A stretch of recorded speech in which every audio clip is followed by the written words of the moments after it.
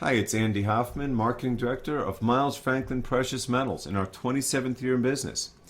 It's early morning, Thursday, April 28th, 2016, and the title of this week's audio blog is The Fed and Bank of Japan Drop Additional Credibility Destroying Bombs.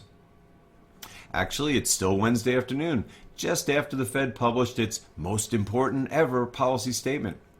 As of now, I haven't yet titled the audio blog, as not only will I be commenting on the Fed's mockery of a statement, but tomorrow morning's potentially earth-shattering Bank of Japan statement. That is, if they're dumb enough to increase equity monetization after having just reported that they, i.e. the Japanese government, are a top 10 holder of more than 90% of listed Nikkei stocks. Yesterday's article, The Myth of QE to Infinity, addresses this topic of how the debt-infested old-age colony that is the land of the setting sun is rapidly heading to both hyperinflation and communism. And as a bit of foreshadowing, if they do in fact make such a pronouncement, get ready for all hell to break loose in global financial markets as the final currency war goes thermonuclear. Heading into today's FOMC statement, not a soul on the planet expected the Fed to do anything but kick the can, particularly as this meeting does not feature a subsequent Janet Yellen press conference. In other words, the only incremental data provided would be the Fed's increasingly terse word cloud, in which more than 100 taxpayer-funded lackeys change a mere handful of words in hope that they can, alongside coordinated efforts with the PPT, gold cartel, and other manipulation operatives, move financial markets in a desirable manner, which invariably means support stocks and bonds and smash precious metals. After all, Fed meetings have been, and always will be, high-level key attack events. In the week heading into today's meeting, the litany of precious metal bullish, everything else bearish headlines has never been more plentiful, diverse, or unrelenting. The Fed itself is now assuming roughly zero GDP growth for the first quarter, of which the initial estimate will be published tomorrow morning, following an equally abysmal fourth quarter. Moreover, initial data for April, essentially across the board, has been equally miserable, suggesting that if not for double seasonal adjustments and a slew of additional data manipulations, we'd be deep in recession already. And the scary part is, again, essentially across the board, the trend continues to weaken, both here and overseas. In fact, the only thing that's materially changed since the Fed's March 16th meeting, when it published an uber-dovish statement, followed by Janet Yellen's borderline hyperinflationary comments to the New York Economic Club roughly 2 weeks later, is that the PPT, despite some of the ugliest economic corporate earnings and geopolitical headlines imaginable, has been able to goose the stock market further, to the tune of nearly 1,000 points for the Dow Jones propaganda average, aided by growing expectations, ironically, of additional monetary easing measures. Not that it helped the hedge fund community any, as these morons for the 8th straight year are badly underperforming the market by not realizing the only thing going up is the stock futures of the major indices as goosed by the PPT. To the contrary, they are all stranded in Apple, Netflix, Valiant, and all the other market darlings that have imploded, and yet people still pay them, that is, the few that still remain, 2% of assets per year and 20% of profits, whatever profits there still are, to manage their highly illiquid accounts. Trust me, I know what I'm talking about, as I've been saying the same thing since leaving the New York buy side in 1998, as discussed 4 years ago in my Hedge Bombs article. And it certainly hasn't helped Main Street, as not only is the global economy at, by far, its weakest level in generations, with nowhere to go but down, strangled by exploding debt, plummeting demand, and historic overcapacity, but U.S. stock ownership is at its lowest level in decades, as are real household wages, income, and home ownership. In other words, only those that have received the Fed's free money, market goosing largesse, and inside information have benefited, i.e. the 1% that have sucked the life out of the economy despite being deemed too big to fail by their partners in crime, the governments and central bankers. This is why political and social revolutions are rapidly spreading around the globe and won't stop until the current monetary Ponzi scheme is dead and buried in all its cataclysmic glory. All that said, heading into the statement at 2 o'clock p.m. Eastern Standard Time, gold had just spent the past 12 hours hovering slightly above and below the cartel's nearly 3-month line in the sand of $1,250 per ounce, which I've incessantly discussed in painstaking detail each day of the past week of historic manipulative desperation. In fact, gold traded up to $12.50 on 3 separate occasions this morning alone, including minutes before the statement, as the bull market forces continue to make the dying cartel's prototypical machinations more and more difficult to execute. To the point that any financial professional with a pulse is starting to realize something is vastly wrong, particularly after Deutsche Bank's highly publicized admission last week that it has led a cater of banks in the suppression of gold and silver prices for the past 15 years. That said, no matter how hard they try to cap gold, amidst an environment of surging record demand, vanishing global inventories, and plunging production, it keeps coming back, quite obviously coiling for a big move above $12.50 per ounce, as the aforementioned bull market gains strength. And as for silver, it not only blew through the cartel's simultaneous line in the sand of $16 per ounce like a hot knife through butter last week, but touched $17.60 per ounce last week before settling around $17.20 per ounce heading into the FOMC statement. After last weekend's historically blatant, unfathomably desperate attempts to slow the accelerating silver rocket, which has been aided by not only the Deutsche Bank admission, but the April 8th PSLV offering that I at the time deemed a major blow to the cartel, I penned Silver 2016, the cartel's last stand. Referring, of course, to the fact that quite obviously the power that be's 15-year naked shorting game is finally being swamped by surging demand in an environment of razor-thin above-ground inventories, plunging production, and explosive central bank money printing. To wit, no matter how much paper has been thrown at silver, including 1.5 million paper ounces when it spiked to $17.60 last week following the ECB's press conference Thursday morning, the market continues to surge back.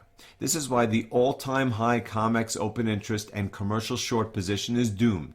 Well, that and nearly record low registered inventories amidst record high physical demand, and why all those that continue to fearmonger based on tenuous historical relationships will be unprecedentedly wrong. This is why I wrote in March 16th the COTs no longer matter part 2, and proved in March 29th about those COTs. All as silver prices have relentlessly climbed. You see, all those relying on prior manipulated data for such trader-churning recommendations fail to see the most important fact of all, which is that precious metals are no longer in a bear market. And thus, no matter how hard the cartel tries, and believe me, they are trying harder than ever, they will not be able to turn prices back down. In fact, the more they try, the more rapidly demand will increase, and the more explosive the inevitable break, in gold's case above $1,250 per ounce, will be. Perhaps tomorrow morning, if the Bank of Japan is stupid enough to do what it is anticipated. Anyhow, the Fed statement just came out, and wow. If I were going to name this audio blog now, it would be the biggest load of central bank BS in recorded history.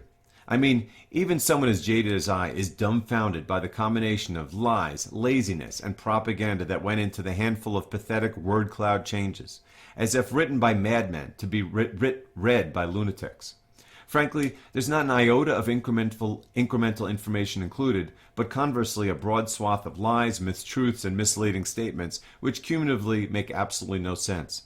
To wit, I'll actually list them all and let you decide what on earth Babbling Janet and crew are trying to say, starting with changing last month's information received since the FOMC's January meeting suggests economic activity has been expanding at a moderate pace, despite the global economic and financial developments of recent months. 2. Information received since the FOMC's March meeting indicates labor market conditions have improved further, even as growth in economic activity appears to have slowed.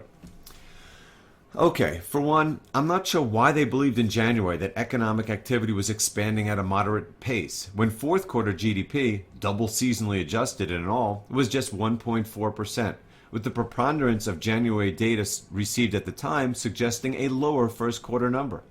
Secondly, if economic growth has indeed weakened since, which it most certainly has, as evidenced by the Fed's own nearly 0% estimate of first quarter GDP growth, do they really think labor market conditions have improved? I mean, yes, the manipulated unemployment rate remains low, but even Janet Yellen has admitted significant slack remains. And frankly, anyone that can't see the near record amount of layoffs, such as the Challenger layoff report depicting the most first quarter layoffs since 2009, is doing so with a quite obviously transparent agenda. Like Obama claiming economic naysayers are peddling fiction, or the Fed chairman, whoever it may be, constantly propagandizing of the recovery no one sees. Next, they changed household spending has been increasing at a moderate rate to the far more wordy growth in household spending has moderated, although households' real income has risen at a solid rate and consumer sentiment remains high. Frankly, I'm at a loss of words to describe such idiocy. Starting with last month's household spending has been increasing at a moderate rate. I mean, first of all, what exactly does that mean? And secondly, what part of the worst holiday shopping period since 2009 and plunging retail sales and personal spending suggested that household spending has increased at all, let alone at an ambiguous, moderate rate? Of course, March's lunacy doesn't hold a candle to today's, starting with the paradoxical use of the word moderate. To wit, last month they used it to suggest a positive, i.e., household spending increased at a moderate rate, whilst this month it's now a negative, i.e., household spending moderated. Next, exactly what data suggests real income has risen at a solid rate? And for that matter, solid as an adjective to describe growth is even more ambiguous than moderate. But my favorite phrase of all is that consumer sentiment remains high. Just one day removed from a massive plunge in their own consumer sentiment index and 2 days from Gallup's sentiment survey plunging to its lowest level in more than a year. And last but not least, yes, there was that little change. The Fed's pointedly propagandist decision to, for the fourth time in the past year, flip-flop on its stance regarding its fears of global developments. Yes, global economic and financial developments continue to pose risks was, for the second time in 6 months, removed from the FOMC statement. Just like last time, because global QE, ZIRP, NIRP, and PPT efforts have been able to boost markets higher. In this case, despite an unrelenting plunge in global economic activity, they're nearly certain to catalyze plummeting GDP rates in the near term, likely to negative territory here in the United States. In other words, since the Fed can no longer even dream of tightening policy, given what happened when their ill-begotten, ill-timed rate hike in December occurred, the only remaining policy tool they still have is jawboning. In this case, claiming the time-honored scapegoat of global issues is no longer a worry anytime the PPT goose stock market rises, whilst putting it back in anytime it falls, to assure markets it will be ready to act the second the Dow Jones propaganda average or U.S. Treasury market even mildly contracts. Of course, they did caveat such an omission with an addition that even Fed whisperer John Hilsenrath will ignore, which was to subtly change the committee continues to monitor inflation developments to the committee continues to closely monitor inflation indicators and global economic and financial developments. In other words, aside from adding the comically redundant word closely, as if people previously thought they monitored such developments but not closely so, they have now decided to monitor global and financial developments, which last month, when they were still concerned that global economic and financial developments continue to pose risks, they were apparently not doing.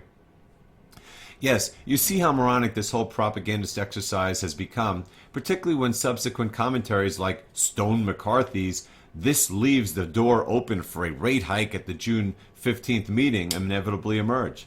That said, in true Fed speak fashion, said Stone McCarthy added that caveat that such a potential rate hike would only occur provided the economic data remains about the same as present or improves. First of all, if the data is the same as at present, which is noted above is as bad as any we've seen in decades, why would he think the Fed would raise rates in June? I mean, the current economic data didn't prompt them to raise rates now, so why would data that remains about the same prompt them to do so in June? And how much improvement would be required, using yet another comically ambiguous term, on par with the Fed's amorphous recovery propaganda of the past 3+ years? Again, these morons, and anyone that doesn't see the obvious, don't realize the only thing the Fed cares about is the stock market. Thus, the only way they'd ever raise rates is if they thought the stock market could handle it, which, as we learned in December, when economic and corporate earnings data was much better than today, it can't. not to mention as global debt levels continue to skyrocket into the stratosphere, particularly that of history's largest debtor, which happens to be the Fed's boss, the U.S. government. Upon the absolutely meaningless, credibility-draining announcement, gold was of course smashed, while stocks and bonds didn't budge. Then, when gold surged back above $1,250 per ounce, what do you know, yet another cartel herald algo arrived to smash it back down.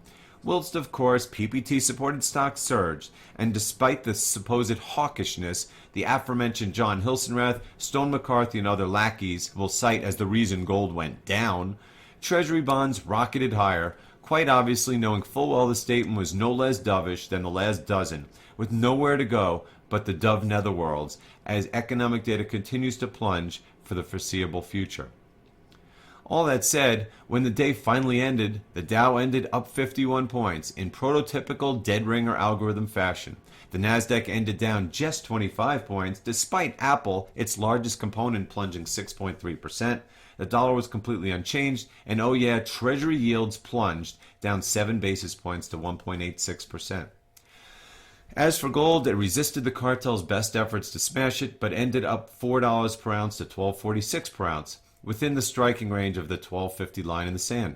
And silver, amidst the aforementioned cartel's last stand attacks, ended up 10 cents per ounce after having again bounced off $17 per ounce to $17.20, its highest daily close in 19 months. And this before tomorrow's potentially massive upward catalyst of first the Bank of Japan meeting and second the publication of the first estimate of U.S. first quarter GDP. And by the way, has anyone noticed that Bitcoin, like precious metals, a symbol of global fear of money printing, cashless societies, and capital controls, has experienced a significant breakout this week? Okay, that's enough for now. Given that I've penned nearly 5 pages already, atop the article I wrote this morning and my weekly Kerry Lutz podcast. Other than to note that last week's Fort Lauderdale Q&A rap session, hosted by Kerry Lutz no less, was an unabashed success, with 200 people attending and 500 listening to the associated web simulcast. For those that missed it, the entire proceedings are up on YouTube, which you can access by Googling Q&A rap with Kerry Lutz, Andy Hoffman, and Andy Schechtman. Moreover, Andy Schechtman and I have additional meetings set up, like those before it, entirely free, in Houston on May 20th, to be hosted by Daniel Amadori of Future Market Trends, and Chicago on June 24th. In both cases, if you're interested in attending, simply email me at ahoffman@milesfranklin.com. And with that, until I awaken early tomorrow and script the second part of this audio blog, I bid you good night. Okay, it's early Thursday morning, and man was it worth waiting for. Just before I went to bed, after proudly watching Star Wars The Force Awakens with Sylvie, whose eyes were glued to the screen for 2 hours, precious metals, which had been prototypically walked down all evening, lurched higher. I knew the Bank of Japan's policy statement was the cause, so you can imagine my surprise when I saw they didn't double equity QE or lower the rate it lends to banks to negative territory, which in both cases were trial ballooned last week, or any other form of additional monetary easing for that matter. No, to the contrary, they did nothing, other than to simply, in Fed-like fashion, say they will add easing if necessary, and even more ominously, that they see large downside risks to their economic outlook. When I awoke, I wondered if this could be the cartel's Waterloo, or for those that saw Mel Gibson's Ransom movie in the 1990s, it's Jimmy Shaker Day. After all, in my Kerry Lutz podcast yesterday, I said the endgame could just as easily commence with a central bank mistake as a major extraneous event. And in this case, mistake couldn't be a more apt description of what those keystone cops in the land of the setting sun made. And the funny thing is, I know exactly what they were thinking and how it went so terribly wrong.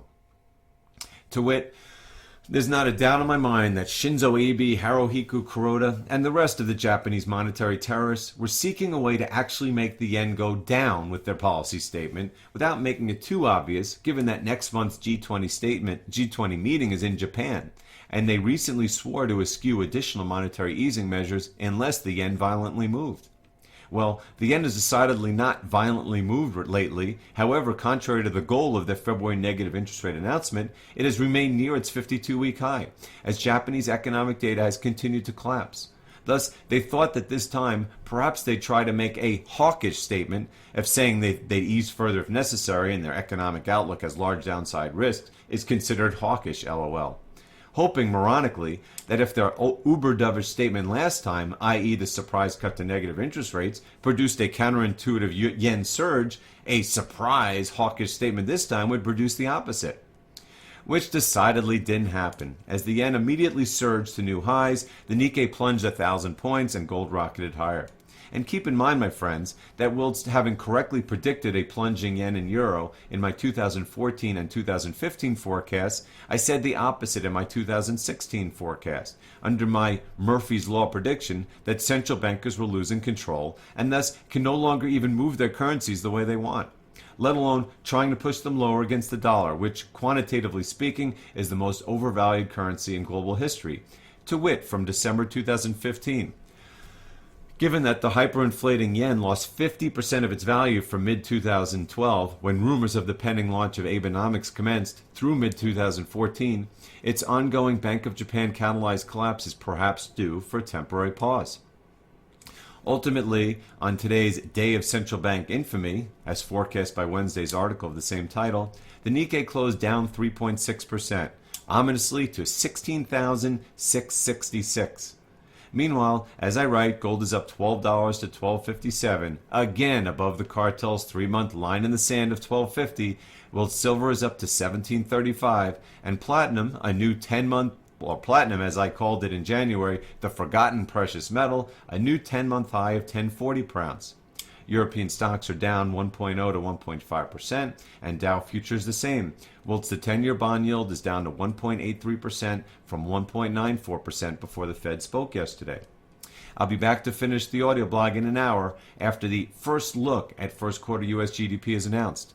And I cannot wait to see what kind of double seasonal adjustments and inflation understatement is utilized to prevent the politically catastrophic result during an election year of a negative number. And by the way, do you know what the other major headline is this morning, which at the moment no one is paying attention to, but I have predicted all along? Here it is, as Zero Hedge would say, presented without further comment. Greek default looms in July after European Union rejects Greek emergency summit. Well, I'm back for the last time today, at just after 8:30 a.m. Eastern Standard Time, following the publication of yet another terrible piece of economic news, which will only make it more difficult for the Fed to maintain its propaganda charade of recovery, or for that matter, Obama's contention that economic naysayers are peddling fiction, which was that first quarter GDP growth, which I state in quotes, following the fourth quarter's pathetic 1.4% result, in both cases heavily goosed by government data cooking, came in at just 0.5%. Below the consensus estimate of 0.7% and the New York Fed's 1.0%, and in line with the Atlanta Fed's 0.4% estimate, representing the weakest GDP quarter, double seasonal adjusting and all, in 2 years. In other words, after taking out the various manipulations, we are not only in recession, but at a run rate below both Wall Street and the government's expectations. But hey, at least it beat the UK, which simultaneously reported first quarter GDP growth of just 0.4%, and this a mere 3 months ahead of the potentially cataclysmic Brexit vote. Not only that, the BLS was assuming, via the fabricated price deflator used to bridge the gap between nominal and real US GDP, of just 0.3%. Yeah, my cost of living rose by just 0.3% this year, LOL. How about you? Do me a favor and listen to my Stagflation Explosion audio blog from last week and tell me if you think the cost of living is barely changed this year. In other words, if the real inflation rate of roughly 5%, as measured by John Williams of Shadow Stats, were used, let alone if nominal GDP itself weren't goosed by goodwill, research and development, and countless other businesses that don't produce revenue, the real GDP growth rate would be closer to minus 5%. In the report's wake, Dow futures remain down about 0.75%. The dollar remains at its lows, mostly due to the yen explosion caused by the Bank of Japan's catastrophic policy error. The 10-year Treasury yield is 1.86%. And after an initial blatant cartel attempt to push PMs down following this decidedly PM bullish data, Gold, silver, and platinum are back up to the day's highs.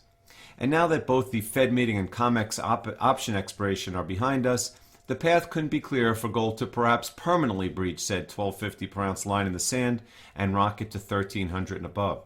As for silver, the sky's the limit, as the cartel's last stand could in fact be like Little Bighorn, Waterloo, or worse. As will be the powers that be's grip on the dying status quo, and with it, whatever remains of political, economic, social, and monetary stability. Which is why now, more than ever, the time to act to protect yourself is so urgent, both financially and otherwise. And if such action includes the purchase and or storage of precious metals, we humbly ask you to call Miles Franklin at 800-822-8080 and give us a chance to earn your business. And as always, I can be reached via email at ahoffman@milesfranklin.com. Thanks very much and have a great weekend.